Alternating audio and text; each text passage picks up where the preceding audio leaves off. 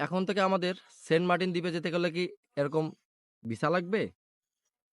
নাকি এরকম পাসপোর্ট লাগবে? যে এই বিষয়টা নিয়ে খুব বেশি কথা হচ্ছে গতকালকে থেকে। সেটা হচ্ছে যে আসলে যেটা সত্য সেটা হচ্ছে যে এরকম পাসপোর্ট বা এরকম ভিসা কোনটাই আমাদের বাংলাদেশীদের জন্য লাগবে না। কারণ যেহেতু সেন্ট মার্টিন আমাদের বাংলাদেশের একটা অংশ।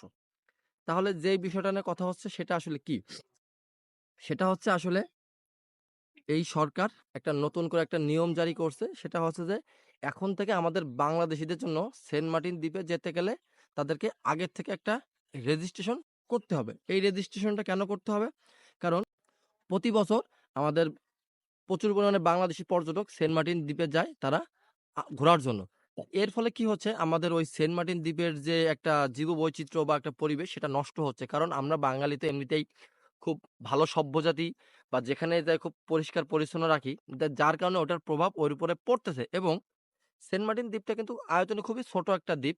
তা ওটার আসলে যে পরিমাণ ধারণ ক্ষমতা সেটার অনুপাতে ওইখানে প্রতি বছর জনসংখ্যা মানে যারা পর্যটক তারা বেশি যায় এবং ওইখানে ব্যবসা-বাণিজ্য বা রিসোর্ট বা হোটেল, মোটেল যাই হোক সেগুলোর পরিমাণ দিনকে দিন বৃদ্ধি পাচ্ছে। যার কারণে ওটাকে হয়তোবা সীমিত পরিসরে করার জন্য এবং ওইখানে যে জীববৈচিত্র্য এবং পরিবেশটা যাতে সুন্দর থাকে এই কারণে এই সরকার নতুন একটা যে পদক্ষেপ নিচ্ছে সেটা হচ্ছে যে ওইখানে যাওয়ার আগে তাদেরকে আগের থেকে সরকারিভাবে ওখানে রেজিস্ট্রেশন করে অনুমতি নিতে হবে। এর ফলে আমি মনে করি ভালো হবে যেদিকে সেটা হচ্ছে যে ওইখানে যাওয়ার ফলে যদি কেউ কোনো কারণে ওইখানের পরিবেশ নষ্ট করে বা যখন ওইখানে পরিবেশ নষ্ট হচ্ছে এটা কারা করতেছে বা কারা যাচ্ছে এটা কিন্তু সরকারের কাছে একটা লিপিবদ্ধ থাকতেছে।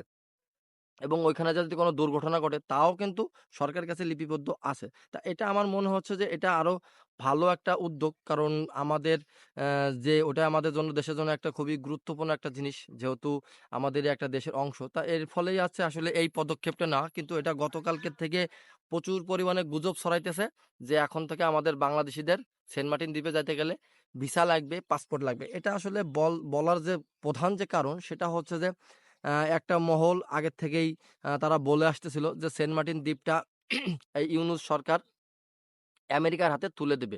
এই যার কারণেই এই গুজবটা আরো বেশি ছড়াচ্ছে। যেহেতু এখানে নতুন মানে রেজিস্ট্রেশন করার কথা বলছে। সবাই ওটাকে ধরে নিছে যে এই সেন্ট মার্টিন দ্বীপ এটা ইউনূস সরকার আমেরিকার কাছে দিয়ে দিছে। যার কারণে এখন থেকে আমাদের এখানে যেতে গেলে পাসপোর্ট করতে হবে, ভিসা করতে হবে। কিন্তু বিষয়টা হচ্ছে ওই তিলকে তাল বানাইছে।